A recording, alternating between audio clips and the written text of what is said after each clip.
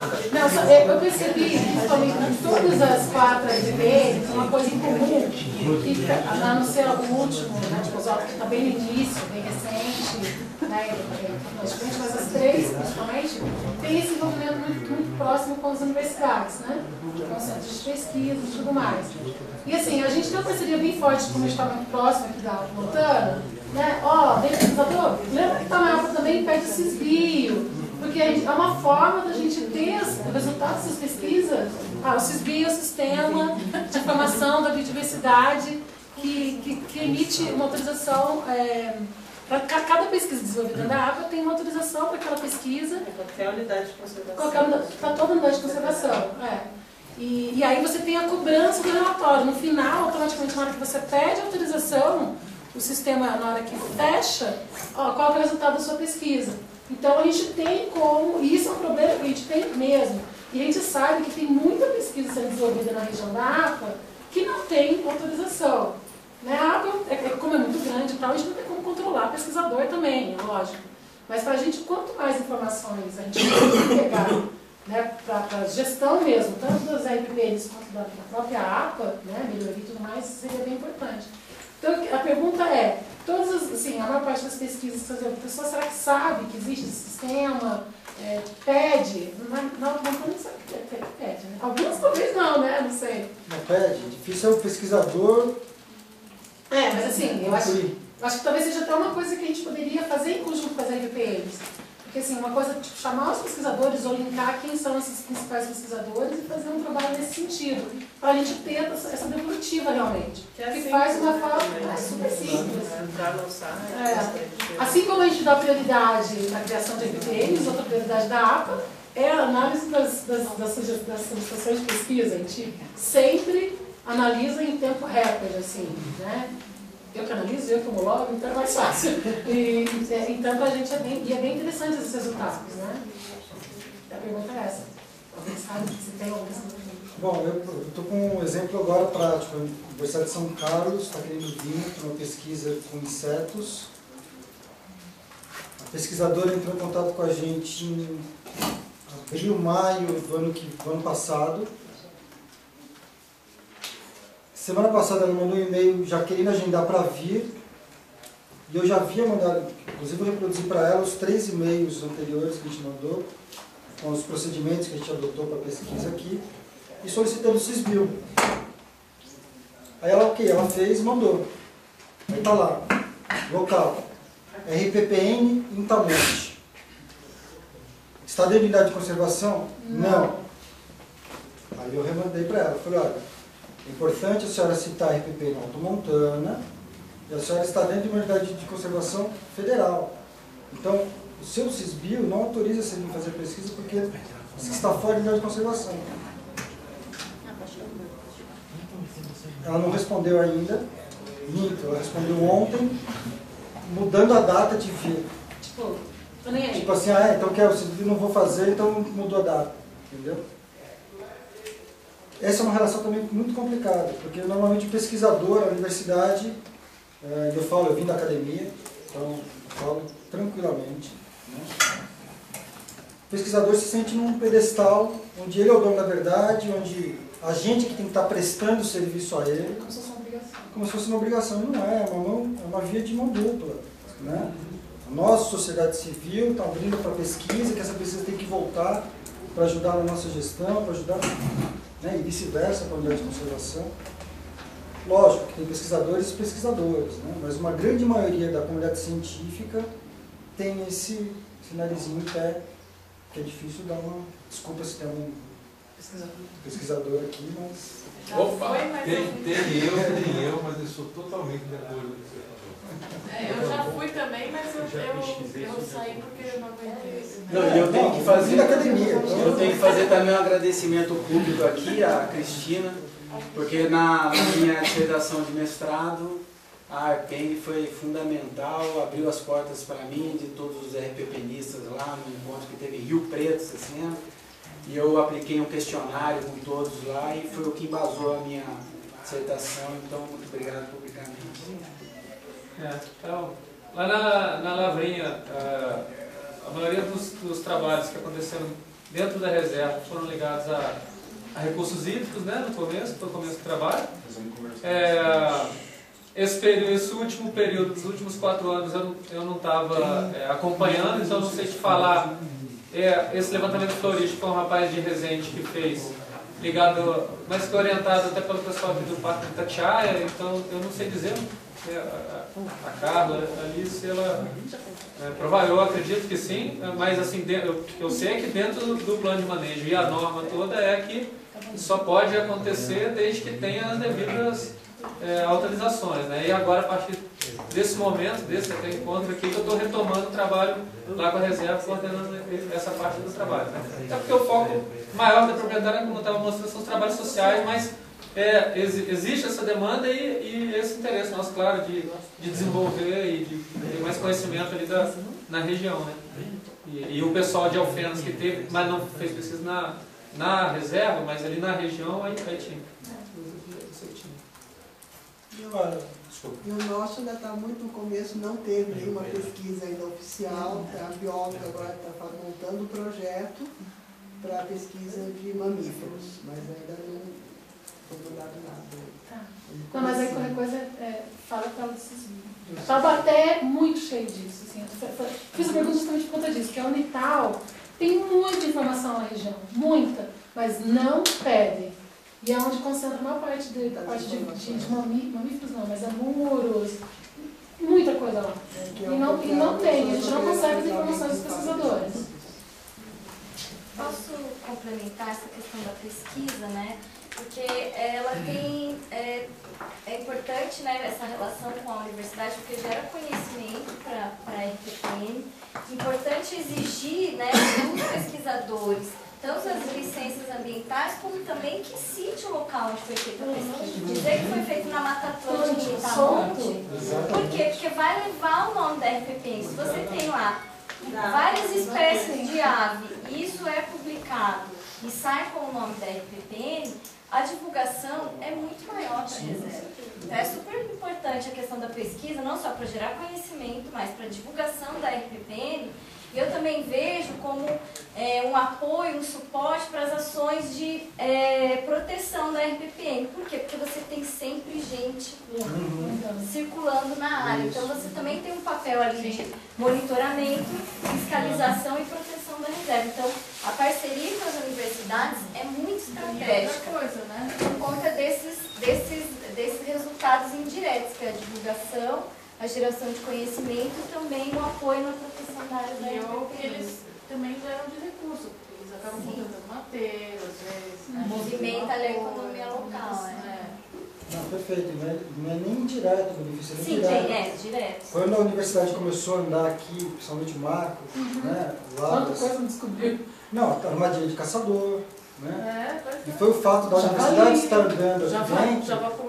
E aí gerou outros trabalhos, né? Mas o fato da universidade estar andando aqui dentro, a vizinhança parou de entrar sem pedir. Ainda entra um ou outro, ainda, né? Mas reduz. Né? Mas reduz significativamente. E a importância de citar o nome da reserva no trabalho científico, porque outros pesquisadores também acabam, né, conhecendo o trabalho e tomando aqui a unidade como referência. O segmento da pesquisa, às vezes o cara segue aquela, no mesmo lugar. Sim. Mas isso é difícil de conseguir da unidade da comunidade científica. A gente tem que ter esse esforço.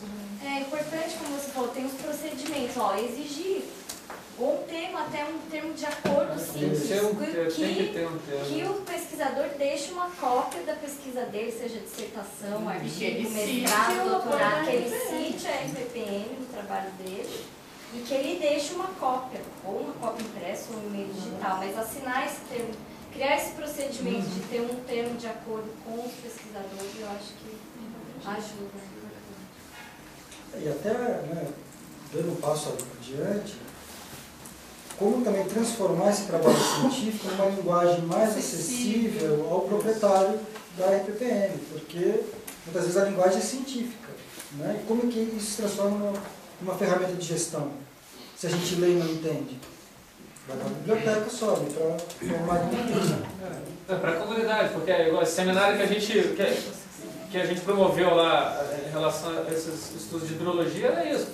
Os caras viram Pera lá, medindo água lá dentro do rio, né, botando um negócio lá para juntar sedimento, mas sem entender exatamente. E hoje, pô, você vai conversar com os proprietários onde ficaram instalados ali os pluviômetros, os equipamentos, quer dizer, hoje eles já têm uma outra visão. Hoje o cara já começa a analisar a situação lá da água, da nascente, né, aumentou, diminuiu, a história de foi monitorado nascentes dentro da mata, variação de vazão ao longo do ano, e as nascentes estão lá rodeadas por pasto, que tem uma variação muito maior, diminui muito mais a água e tudo mais, quer dizer, e trazer isso para essa linguagem deles, porque aí isso a gente... E é complicado, porque aí você vê, a gente promove a coisa com essa intenção, mas a gente que vem da academia, essa linguagem que você não percebe, mas você está com a linguagem que ninguém entende, né?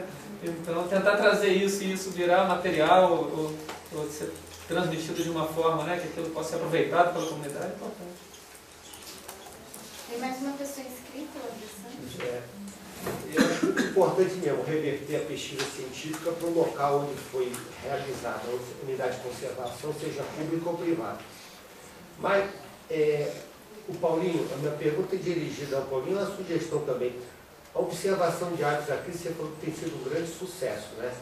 Estou vendo aqui até pelos posters lá, né? Tem dois posters aí sobre aves de fauna. Eu pensei o seguinte, aqui, essa região da Serra da Mantiqueira tem um potencial muito grande, também devido à proximidade do Parque Nacional do Itatiaia, um local que atrai muitos turistas, né? Principalmente para observar a ave. Pensei o seguinte, se os proprietários se unirem aqui, montarem um circuito de observação de aves local. Claro, já tem interesse, né, no assunto, gerar receita, ir junto com a conservação. Então seria uma opção para o turista que viesse a Itatiaia, depois de lugar, ele conhecer, fazer esse circuito. Inclusive poderia as RPPNs, não só assim como outros, teria que pesquisar o potencial de cada um, fazer o levantamento da avifauna, entraria a pesquisa científica, né? E os proprietários se adequarem para receberem esse grupo de acesso e tudo. Então, uma sugestão, eu acho que seria interessante fazer um circuito de observação de aves aqui na Serra da Mantiqueira, dentro das RPPNs. Fica essa minha sugestão aqui. Paulo, gostaria que você falasse alguma coisa a respeito da pesquisa do javali aqui na Alta Montana, que o javali já está transpondo para o lado de lá. E acho que algumas pessoas têm até um pouco de desconhecimento dessa... Elias, eu até ia botar umas fotos do javali aqui, mas acabou não dando. Isso. Mas é o seguinte, a gente...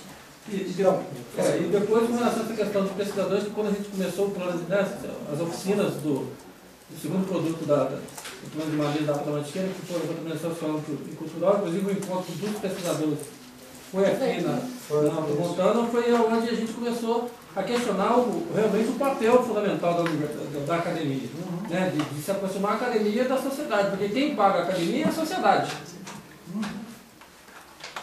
Né? Então, se a academia... Aí, o cara está lá só para gerar conhecimento. O conhecimento tem que voltar, porque o conhecimento é público e gera poder. Sim. Né? Então, a gente começou a quebrar esse paradigma. A gente está avançando a passos lentos, mas isso precisa não só aqui na APA da Mantiqueira cobrar isso da academia, mas em outras instâncias também fazer essa questão da força política de quebrar esse paradigma da academia. A academia está lá, mas o dinheiro público. Então esse conhecimento tem que voltar aqui para a sua área de pesquisa. 100%. Estou me vendo na época das aulas do Magno, quando o professor de genética falou que agricultor familiar tinha acabado de sair a soja transgênica, a soja RR, né, Roundup Reader, e o milho BT, e que agricultor familiar não devia existir, devia subir do mapa.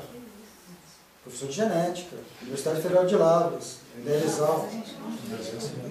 Eu levantei, falei, olha, não assisto mais sua aula, porque quem paga o seu salário, né, a maioria dos estabelecimentos rurais brasileiros está em regime de economia familiar, é para ele que deveria voltar essa pesquisa, só volta a fazer genética quando o seu parar de dar aula.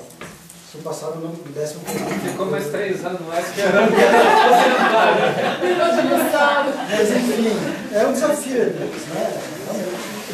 Jubilou, voltou. Claro, não, é isso. Longa história. A minha pergunta, lógico, é para as duas RPPNs que fizeram o plano de manejo, foram duas, né? Vocês não fizeram ainda. Conta um pouco para eles o que foi mais difícil, enfim, o que vocês sentiram dificuldade, como é que vocês contornaram a dificuldade, rapidamente. Tá, eu só queria ter falado do Javali, eu acabei de falar, né? Então foi um trabalho desse da universidade aqui dentro, que a gente identificou em 2010 o primeiro exemplar aí do javali, do java-porco, aqui na fazenda. E aí, concomitante, né, a APA, Mantiqueira, o Parque Nacional, trazendo problemas, vizinhos com problemas com javali, a gente se juntou com a APA, com o Parque Nacional de Itatiaia, a Universidade de Lavras, e elaborou um projeto, concorreu a um recurso do Funbil, que é o Fundo Brasileiro de Biodiversidade.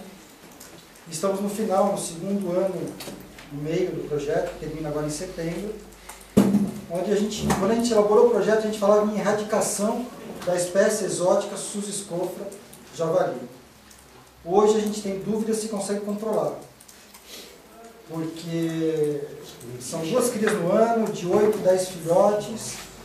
Você tem, né, em 2013 saiu a normativa do IBAMA autorizando a captura e o abate do javali.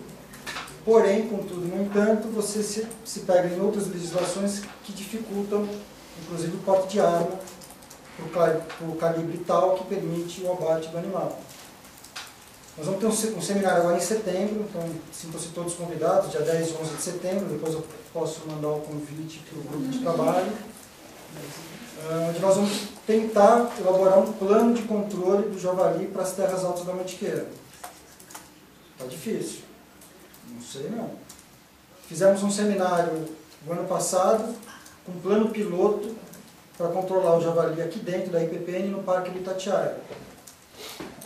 Ficamos longe de atingir a meta desse plano piloto, por uma série de dificuldades que vão ser debatidas nesse seminário. É um problema no Brasil inteiro, né? Por outro lado, o animal não tem culpa, não foi ele que veio pelas 4 patas introduzido na Mantiqueira, né? Porque ele é exótico, não é nosso. Mas como equalizar essa questão, né, do animal que não tem culpa com a questão socioambiental? Produtores de cana, milho, não conseguem produzir porque o javali não deixa. A gente mesmo aqui quer ter uma hortinha, não consegue porque o javali não permite. Não sei te responder. 10 e 11 de setembro, nós vamos ter esse debate aqui. Então está vindo o IBAMA de Brasília, sede, está vindo o ICMBio Nacional, as unidades de conservação aqui da região, né, além dos gestores das unidades, toda a parte de licenciamento para captura e abate. E esse vai ser o debate. Caçadores, como fazer, o que fazer. Ministério da Embrapa, Agricultura, Ministério da Agricultura, vai estar todo mundo aqui nesse esforço. O Exército nós convidamos, mas não respondeu ainda. O Exército não respondeu. A Mariana está fazendo tiro lá, né? Então está convidado, Elias, para a gente enriquecer esse debate aqui. Muito bom, obrigada. Ah, você vai Não, eu até Ele fez antes. Ele fez antes, a gente até usou o dele como base de conhecimento. Mas eu até transferi a minha fala para a Indi, que era parte da nossa equipe e que foi quem realmente botou a mão na massa da escrita do plano de manejo. A gente vai lá. Bom, aqui já tinha muita pesquisa, né? Então o diagnóstico foi só reunir, né, as pesquisas. E a gente usou muito o roteiro metodológico do INEA também, ajudou muito. Os outros 2 planos de manejo da APA, né, a Micro do Bispo e a Lavrinha, a gente usou. E a parte do planejamento foi muito bacana, que a SOS financiou o seminário, né, que ajudou, né, bastante, né, Paulinha? A gente a, né, ter outras sugestões para trabalhar no planejamento Enfim, eu acho que foi um plano de manejo, foi muito legal trabalhar com plano de manejo, mas eu sinto que não é um documento muito prático, assim, vamos dizer. Ficou assim, muito interessante, né, de conteúdo e tal, mas como documento de planejamento, eu acho que realmente é uma metodologia que meio ultrapassada, assim, vamos dizer. É uma coisa que você vai usar, Sandra, como você fala, de tempo em tempo, vamos rever.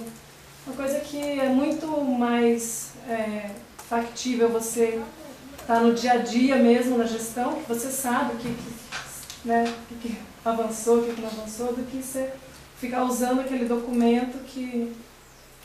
Então, assim, eu até me reporto dizer a questão do recurso. Porque quando a gente fez, a prefeitura inclusive cobrou da gente estimativa de valores para implementar o plano, e aí que eu acho que foi o mais, digamos assim, frustrante. Porque a gente não tinha perspectiva de recurso a curto, médio e longo prazo. Como é que a gente vai botar valores? Para formar a equipe de administração, o programa tal, mas... Sendo que a gente estava ali, inclusive, pensando como é que a gente ia manter a equipe que estava escrevendo o plano de manejo. Eu acho que esse foi o mais frustrante, o mais angustiante na elaboração. É onde o nosso está parado. Orçamento. O resto já está prontinho. Bom, a nossa experiência lá, como a gente fez já há mais tempo, a gente só tinha o roteiro metodológico do IBAMA, que era bem mais complexo do que hoje, né, do INED, que a gente tem, e exemplos de outros planos de unidades de proteção integral, completamente diferentes, maiores e tudo mais, né? Mas a gente partiu dali.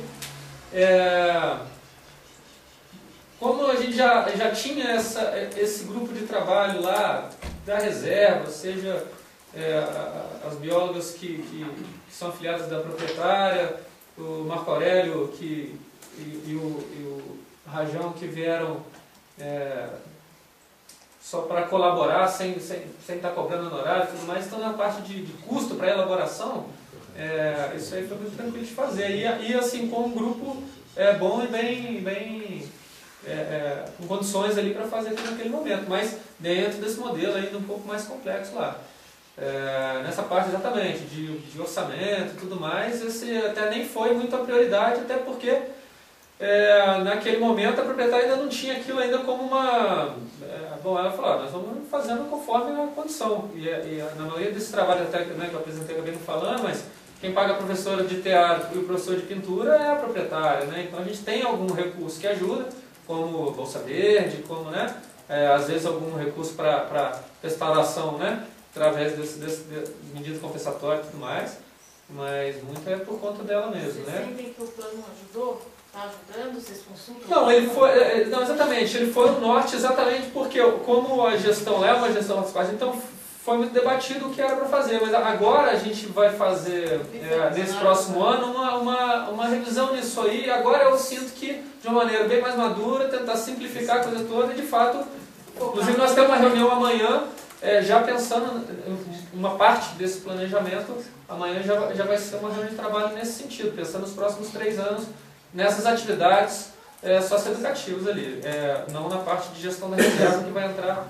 mais à frente um pouco. Mas ele precisa ser, senão não faz sentido, né? Se ele não for um documento que possa ser de fato norteador ali das ações, ou pelo menos para todo mundo falar a mesma língua e saber o que vai ser feito, não faz sentido, né, DT? Então vamos tentar que ele seja, pelo menos dessa vez, né, assim, mais aproveitável. Legal, muito bom, gente. Obrigada.